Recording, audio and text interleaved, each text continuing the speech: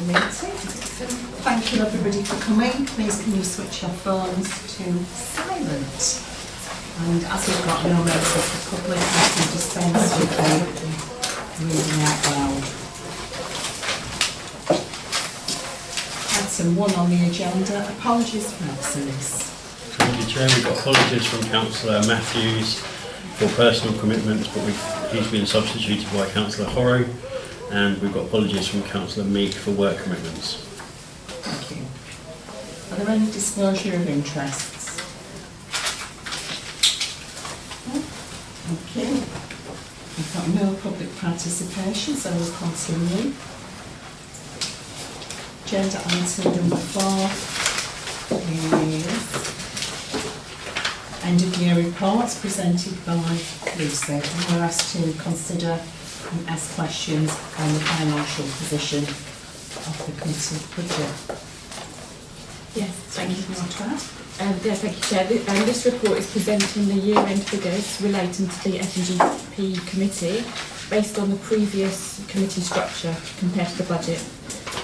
So in Appendix A is the report taken from our accounts package, and Appendix B is the spreadsheets giving you all the explanations on the variances. So in summary, with the use of earmark reserves, the committee saw a surplus of 7,244 compared to budget, and the report also presents a summary of the earmark reserves. So happy to take any questions. No questions, thank you very much. Can the committee is recommended to note the report. Can we have a proposer, please? And a seconder. Do I have to say the names? Councillor Barnum, sorry. Thank you. Okay. All those in favour? Becky Proud. Thank you, motion carried. Item 5, receipts, payments and bank reconciliation reports for February and March. Over to you, Lucy. Yeah, thank you, Chair. So this is the general report that it comes up to each committee. So this advises the committee of the receipts, payments and bank recs for the months of February and March. The bank recs for both February and March have now been viewed and verified by the chair of this committee. And so happy to take any questions. No questions? Yes, Can I please. propose we accept the report, please? Second. Thank you very much. All those in favour? Motion carried. Thank you. Item 6 is review of the concessions tender programme. Steve, do you want to take this one? Indeed. Going so fast I can't keep up with you. Sorry, I think we skipped over the finance and general purposes update report. Yeah, this one. I'll cross it off.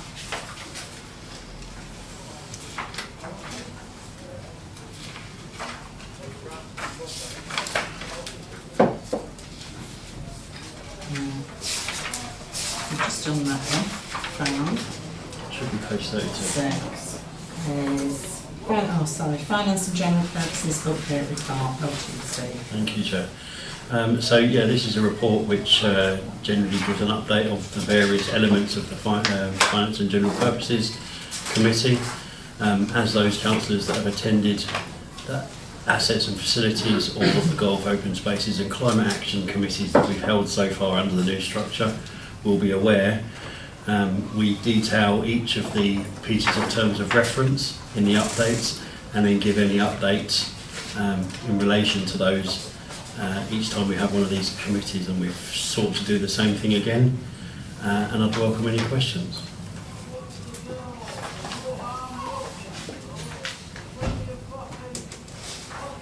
Yes, please. 2.11, I read this, I nearly fell off my chair. Because by-election costs usually have been £6,000 to £8,000. This is more than double. And yes, I do understand postage costs have gone up a little bit and things, but to more than double is horrifying when for a by-election. are they giving us a total breakdown of all their expenses in order to justify this cost? Through the chair, we have an indicative breakdown, which I need to find. It is only an estimate, which is why it says £15,000 to £20,000. But they did give us an indicative breakdown, which I need to find to be able to answer that properly. If you can bear with me a second. Shall we go to Councillor Mark? My name's Markwell. I know. Councillor Sally. It's a bit difficult. Thank you, Chair. I actually was wondering if I could address Councillor Hurrow at this point, who may have had experience of the expenses for the by-election recently in New Haven, and whether you have any... It would be at the council level, so no, not. You don't... I'm always on the other end. Okay, that's fine. Yeah, sorry. I just electoral wondered whether services you would industry. know whether it was a similar cost, that was all, because they just had a by-election, so it would be interesting to know that. I found the rough breakdown that we were provided with on the 19th of May. The advice from Lewes District Council was that literally everything has gone up, postage being the worst, and then having to pay for 3 polling stations with 3 sets of staff. Venue hire has also jumped up, and the breakdown that she got on the phone was polling card artwork, printing and posting is £5,000, postal vote licence is £1,000, venue hire is £1,500 minimum, the polling staff is £3,000, the returning officer fee is £2,000, and then every single elector needs to get a letter sent to them first class at £1.70. She said that the costs have shot up in the last 12 to 18 months, and yeah, that's why she's proposed, suggested £15,000 to £20,000. Councillor Markwell. Thank you. I was just wondering, thank you, Chair, and thank you. I was just wondering, is it the plan that when the votes are counted, they're counted in Lewes, or can they be counted here? Through the chair, I think it's up to Lewes District Council, but I think they're going to be done in New Haven. In New Haven? Right. At their offices. Okay. Why? We don't know. Because they can charge us for it. Exactly. Sorry.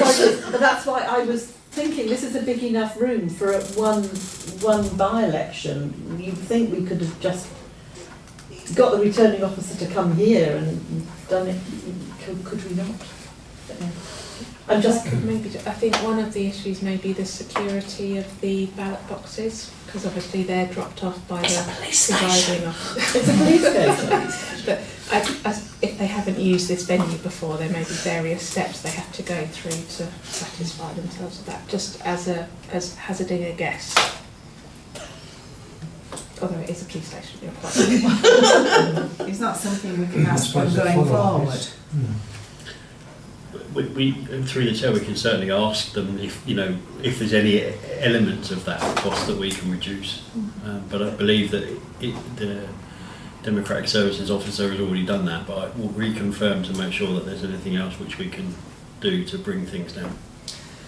Can I just come back on the returning officer fee of £2,000? So surely he is salaried for a year, and his costs would be incurrent with the normal elections cost. So does he get bonuses for this, or is he paid per? Per vote by the Yeah, but we also know that they're going to have to print out enough ballot papers for every person that is eligible to vote. But we know 29% is the likelihood for a by-election to vote. So they could say, just print 50% of the voting papers. That would save half their money as is. Through the chair, I'm not an expert on the No, legalities of this. I'm sure the returning officer has to have, a good sense of all the various laws. But we will, speak to Lewes and see if there's any of those costs that can be reduced. Thank you. Thank you. Any other questions? Yes, please. Is that cost specifically relating to Seaford North? Because obviously that's I think, the biggest ward on the town council. So I would hope that it wouldn't be that high in the future for other costs. And there's also, if it was a polling day that was on another scheduled election, would they charge us less as well? So I'm just wondering how much we need to increase, how much we put aside, because this is, I feel like the circumstances of this are unusually high, and they would hopefully be lower in the future. Yeah, sorry, there's a question in there somewhere. Through the chair, I'm sure that if there was a polling day that was already happening for other reasons, then there would be justification for cross-charging that across the various different authorities. I think that, my understanding is the returning officer fee is paid once for the returning officer, and therefore, if all of the wards were up for election, you wouldn't have to pay that 9 times. And so there would be economies of scale about it being a larger election, but because it's Seaford North, it needs to have 3 polling stations. Yeah. If it was a smaller ward, presumably we'd get away with 1. Just to add to that as well, I think we have had an update that they're struggling finding their 3rd polling station, haven't we? So the cost may well come down if they only run 2 instead of 3 polling stations. And just as another update, years ago, about 8 years ago, I think we did ask the same question of the district council, and they said a way of bringing the cost down was to deliver the polling cards ourselves as a town council. It was a logistical nightmare. And it ended up, it costed quite a lot of money in terms of time to do that as an officer team. It was a ridiculous undertaking, so it was something that we vowed never to agree to do again. So we can't ask the question again, but last time we did ask, that was the response. Thank you. Right, so if we can move to note the contents of the report, can I have a proposer please? Councillor Markle, seconder, Councillor Warraven, all those in favour? Passed. Thank you. Item 7, grant applications and approval, for consideration and approval as appropriate. Over to you, Lisa, please. Thank you, Chair. So this report is presenting the committee with a list of grant applications following the annual grants process that opened on the 1st of April and closed on the 2nd of May. A grants working group meeting was held on the 15th of May, where each application was considered in detail.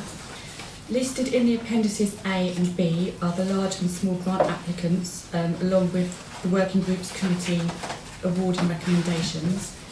So the committee is now being asked to approve successful applications and amounts awarded, and the committee is also being asked to approve that the unspent balance of the grants budget be moved to the grants EMR. So this can be used in future years, allowing for a reduced budget allocation in the 26-27 budget setting process. So happy to help with any questions. Councillor Markle? Yeah, so I'm aware that there is a policy written in terms of the criteria for the grants. I don't quite know when that was written or whether it's been reviewed recently.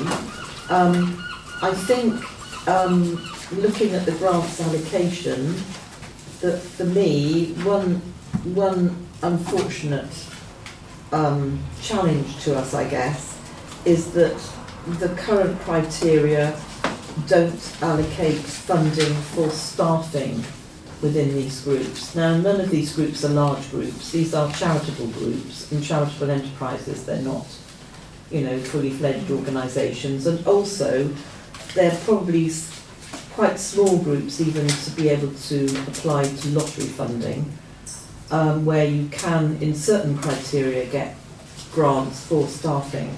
But grant for staffing is one of the biggest challenges for charities, who are often given funds for events or things, but for actual personnel is always their major difficulty.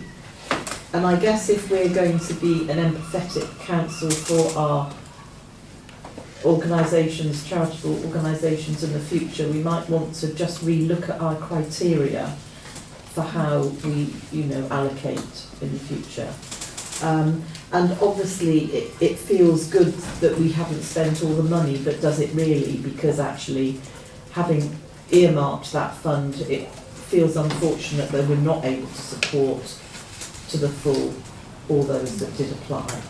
And I am sympathetic to the criteria and the process that was undertaken, so I'm not criticising that at the moment, but I am asking for a review of the policy so we could think quite clearly about this type of application process in the future. Thank you. I think we are going to have a working group meeting to look at exactly those points.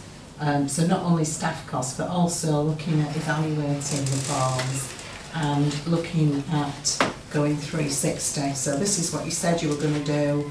Did you do it? Yes, you can have them, you know, the money's okay. No, you didn't do it, we'll have the money back, please. So it's that closed circle approach that we're going to do. But who will organise the working group? Lucy, do you know?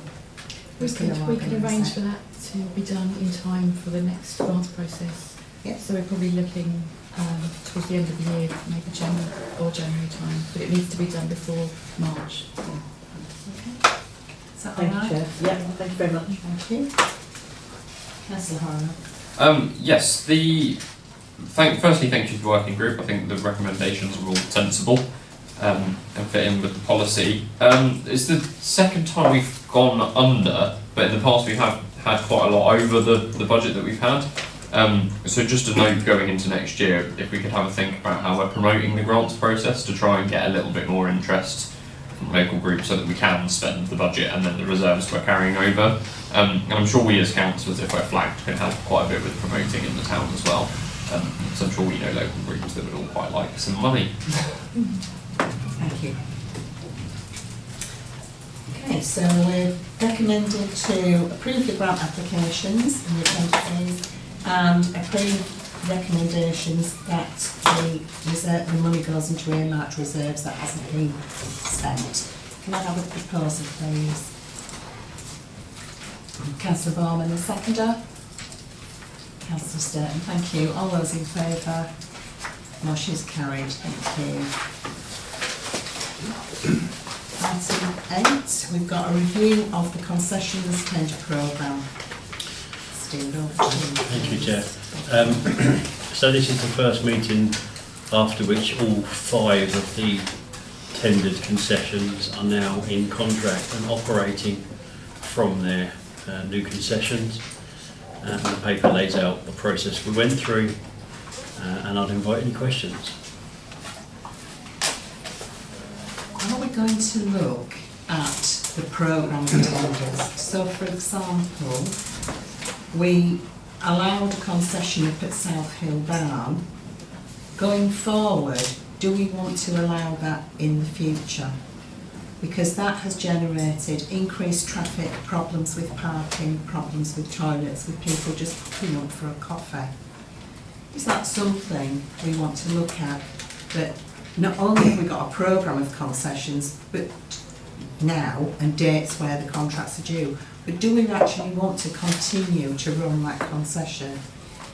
Is that something we're looking at?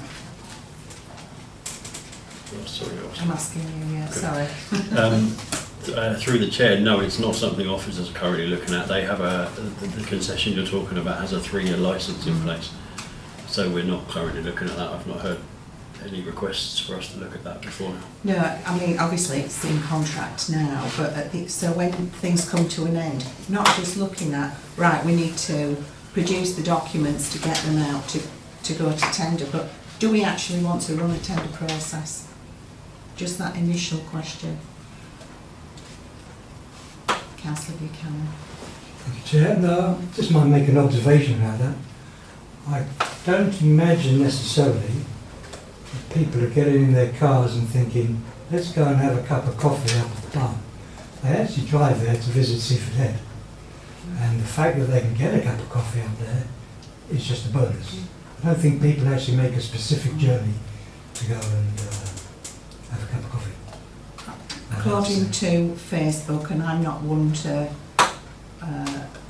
bring that up, but people do say on there that's what they go for. They drive up for a coffee. So I think it does happen. But what the numbers are, who knows? Okay. Councillor Markwell. Yeah, thanks. So I'm very pleased, obviously, to see the lessons learned and the future, because obviously we're still learning through the concession process, so I think it would be good that we'll be waiting that report and the lessons learned within it for the new policy for the concessions process. Just joining in on the discussion for Southfield Barn, I tend to agree with Councillor Buchanan. I think that there will be people on Facebook that say these things, but there are thousands of people that go up there, and there aren't thousands of people on Facebook saying that. So I think there are a lot of people. I think we've got 3 years to see what the revenue and the income is from that concession. I also think that within the lessons learned, there may well be issues concerning the way that the concessions are approached and the types of concessions, etc., and the types of contracts that are currently in place, and there's learning from that, undoubtedly. Our issue is, of course, that it won't necessarily be this administration that's going to be looking at that in 3 years' time for Seaford Barn. But if there is a process of looking and renewing the concessions that does include us who have the working knowledge at the moment, it would be good not to have to think that that can be parked to the next administration, just because those concessions won't run out until 28, 29. I think it would be good for the learning that we've all experienced and had to be able to be part of that updating of the concession process and at least putting ideas forward, even if they're going to be finalised later. I don't know if that makes sense, but just to be part of the process would be helpful. I think I'd like to have that question asked at full council. So if it can be an agenda item whereby it can come up and say, well, these are the concessions that are due for renewal. Do we want to go ahead and issue the tender documents for these concessions? I wasn't just speaking specifically for Southfield Barn, that's just an example. No, you might be saying what I'm about to say. Yeah. Okay, through the chair. I think, we plan in the future to bring a concessions process back to councillors to approve for the next year's process. I guess that could be fleshed out to include more of a consideration about whether all of the concessions that are due for renewal at the point of time when that runs are something which councillors want to pursue. That'd be super. Thank you. Councillor Warren. I know that we always used to have a concession up there, and I know it ceased because of the lack of interest. But now each time I go past, there are loads of hang gliders, and now it's been cleared. I think public will start using it more, and I'm just wondering if it's worth investigating again. Through the chair, that can be part of my previous answer. We can talk about whether or not that's another site that we should be offering a concession. Okay, thank you. Okay. So we are noted to complete. We have to note the concessions tender programme. Can I have a proposal, please? Councillor Horrell, seconder. Councillor Warraven. All those in favour? That's unanimous, thank you.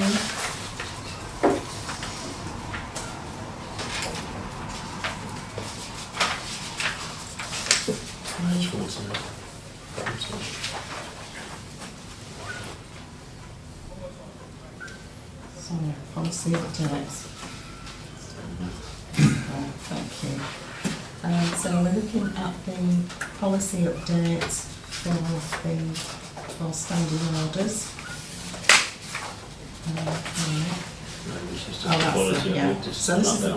This is Appendix A, policy work schedule, with all the policies and the proposed dates to full council. Does anybody have any questions for Georgia, please?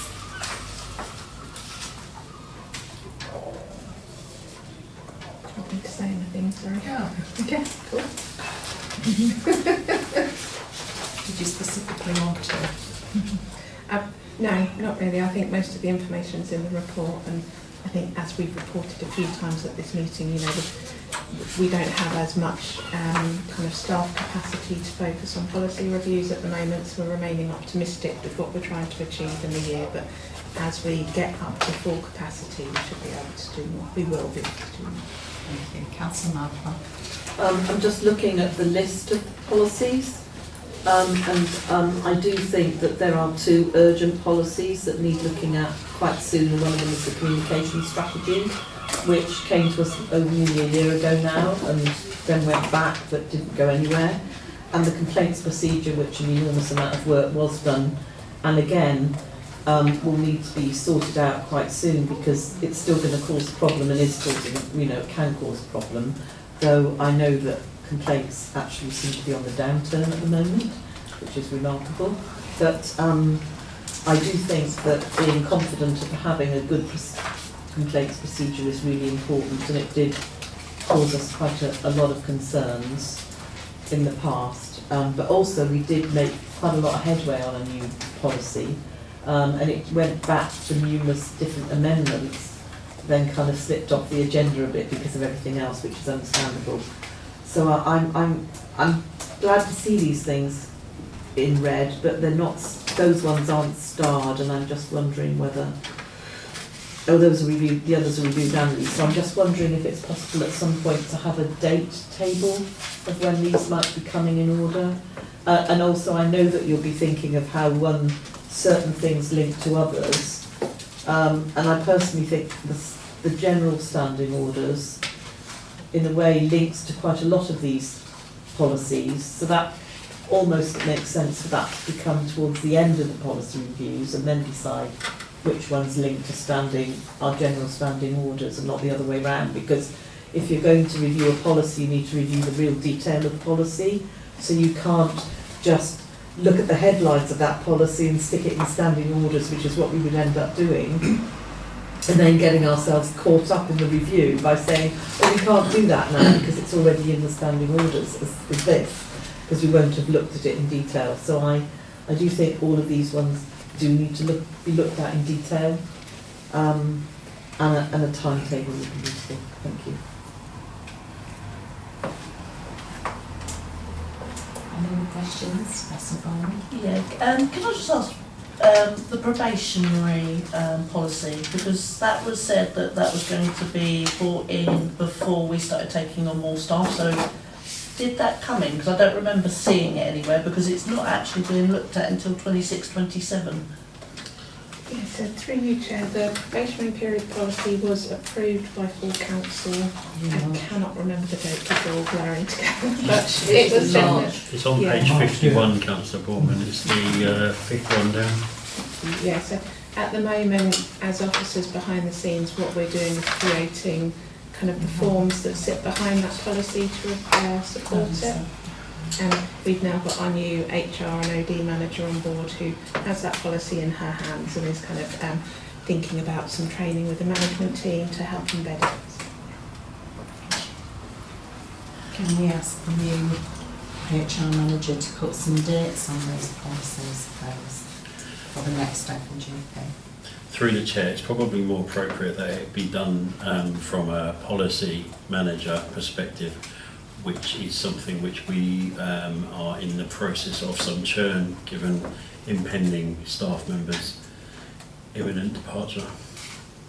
Okay, thank you. But it will. But officers have noted what's been said, and we'll work to try and come forward with something which is more informative.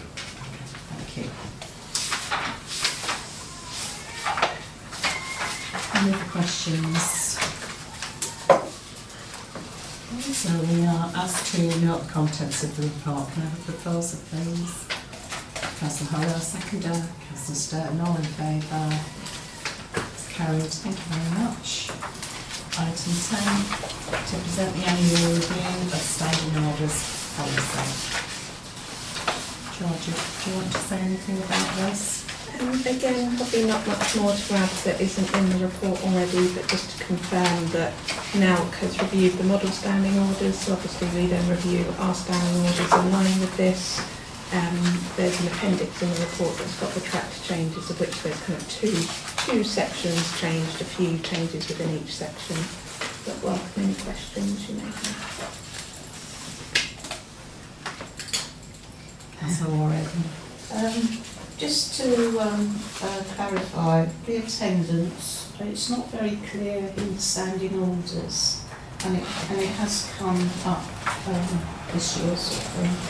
And I know it's 6 months, but that's not attending meetings. If you're giving your apologies, that doesn't count, does it? We should. Yeah, so technically, Yes, when you give apologies at a meeting, those apologies are actually being accepted by the council. So they're kind of saying, you know, we accept your reason for not being here. So that does reset the clock. So it's 6 months of no apologies and no attendance at meetings. I've always understood it was that you have to physically attend a meeting. And if you don't, I mean, like when you're not well, then it's brought to full council and you get an extension. But I've always understood it was, you know, you physically had to attend the meeting. I mean, we can certainly look at, you know, how that's explained within standing orders and just make sure it's kind of crystal clear, really, so all councillors are aware of what the, you know, what the expectation on you is and what the kind of the threshold is in a way. Can we change it ourselves? Can we say we don't accept that an apology is good enough, you have to attend? Sorry, you can apologise, but it doesn't reset the clock. We expect you to attend within a 6 month period. I don't think we would be able to, because obviously it's the legislation that determines after 6 months you're disqualified if you don't meet the criteria. So we couldn't enforce a disqualification if they haven't gone the 6 months according to the law. But I don't know that the council could put steps in place if councillors are not attending but still submitting apologies. You know, it may be that as officers we reach out more sooner than we would do, say, and remind about the process. Or, I'm not sure. But certainly something we could think about, isn't it, and probably talk to Izzy about as well, the process before they... Indeed. Through the chair, do you know if it's possible for the committee or the council to not accept the apologies? In theory, yes. And therefore the clock wouldn't be started, wouldn't be set back to the beginning if those apologies weren't accepted. But that would be a majority vote, I would imagine, in the committee or the council. So that's the only way you could enforce that. Because it's just that, you know, you could get a councillor who won't attend meetings but put in their apologies. And to me, that's not right. So what would happen if we voted not to accept their apology? What would happen then? Well, we need to check the underlying legislation, but it would seem to suggest that if they're not accepted for a period of 6 months and they don't turn up for a period of 6 months, then that should get to the point of disqualification. But I can't say that definitively. I need to check the underlying legislation. Okay. Thank you. Councillor Brown first. Thank you, Chair. Page 81, it's the Code of Conduct Complaints. There's a lot been taken out of it, and it's now very wishy-washy with kind of no explanation. It kind of looks like if the district council is notified of a councillor that's abused the Code of Conduct, that full council considers it. So where does the monitoring officer now investigate or anything? Because that seems to have disappeared from it. So I'd like to know more clarification on that and what the stages are. Is actually do you as district council now notify us, and then as full council we have to discuss it and investigate it and make a decision on what happens. So whether that could be looked into before this goes to full council to get more clarification and maybe a little bit more in there on this.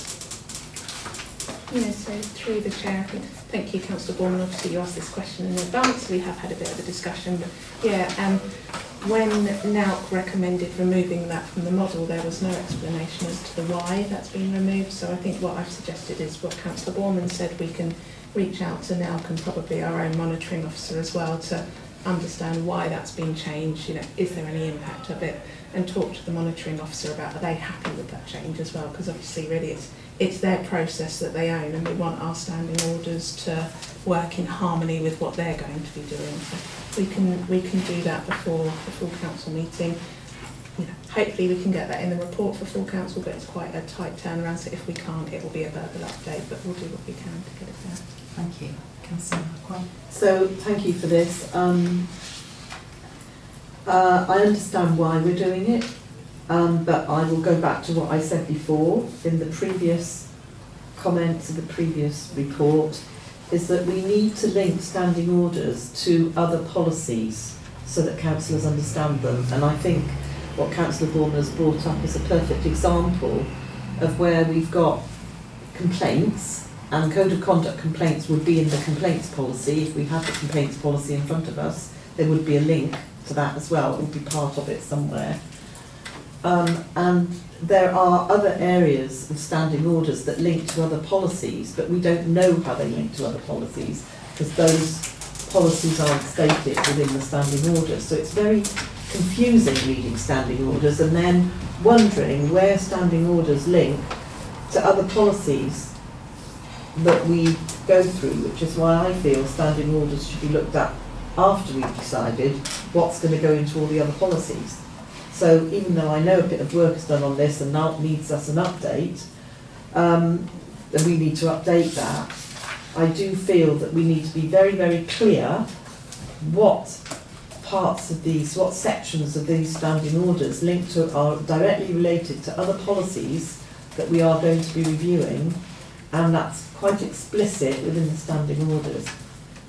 Otherwise, it just doesn't, it really doesn't make sense, and it's just we might as well just have everything in bold because we're just taking what NALC says, but we're not, because we're not doing that, because a lot of it isn't in bold. It's our interpretation of how we want to proceed with this. Therefore, we should have that discussion on how to proceed with it, and we haven't really got that opportunity here. I don't think there's too much in there, so I'm just saying.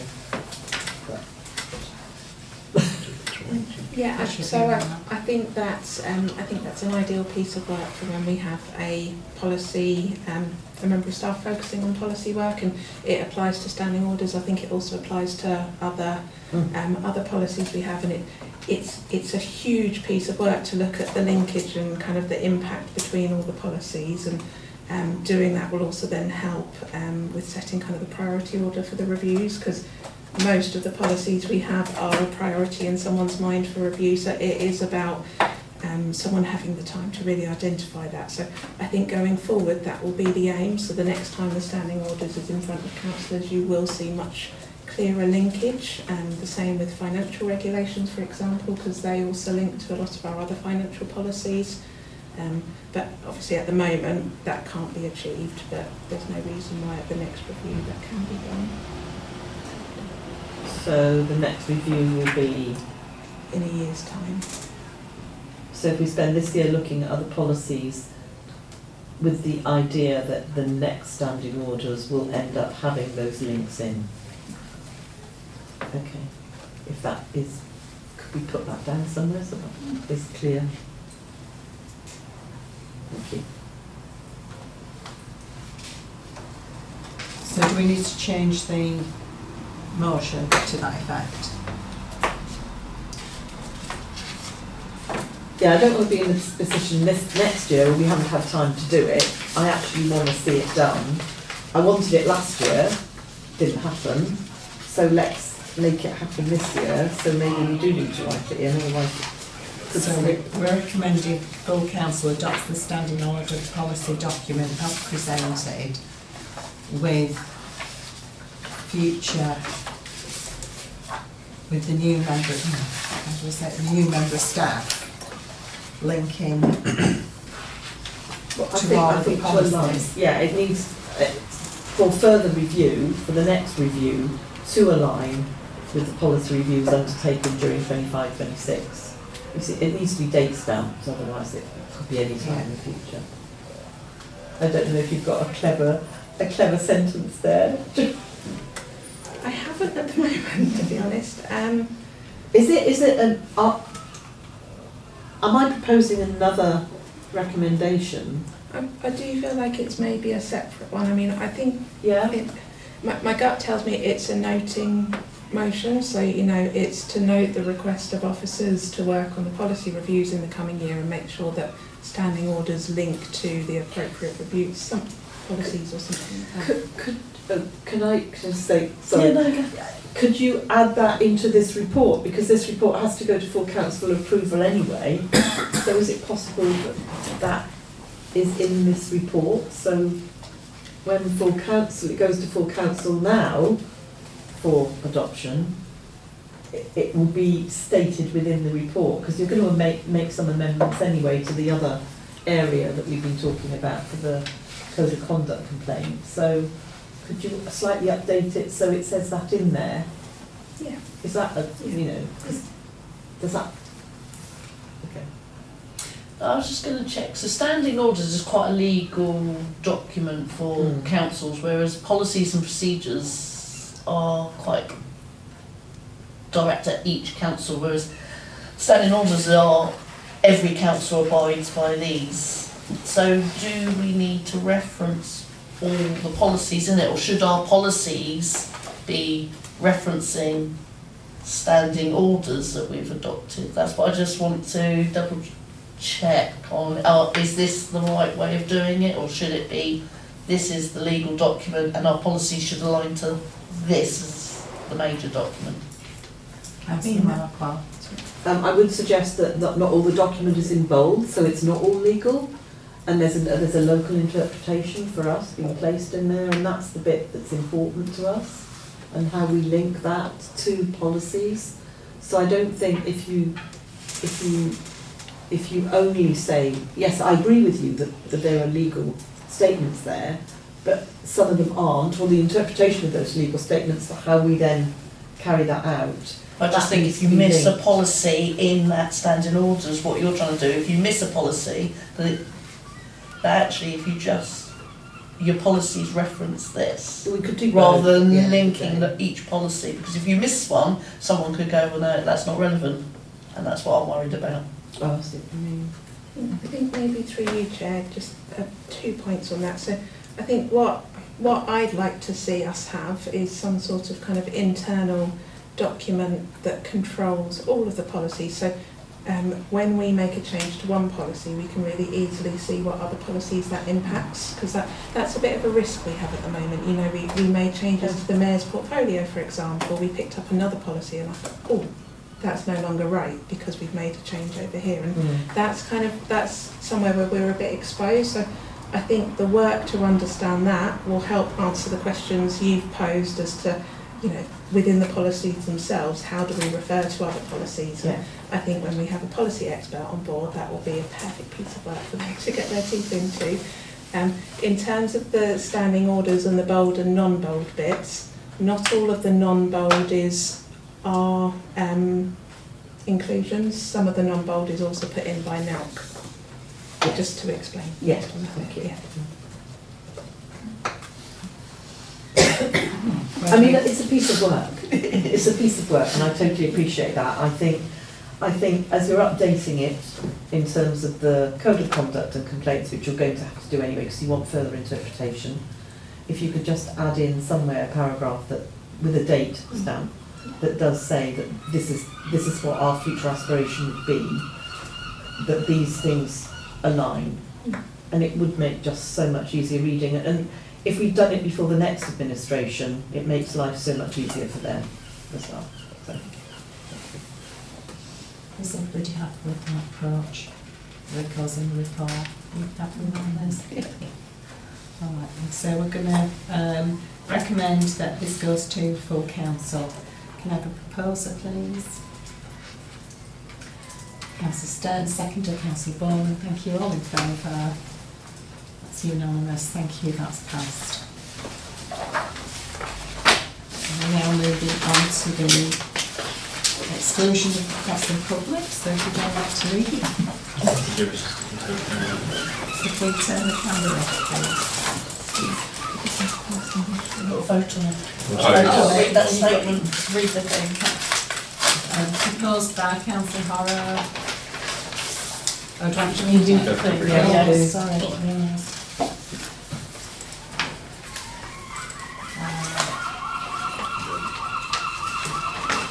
Point I can't see 11. that, I've forgotten my glasses. zoom in. No, I just don't think, Yeah. yeah. Point 11 on your agenda. Alright, thank you. What do I have to read? Put 11 at the very beginning.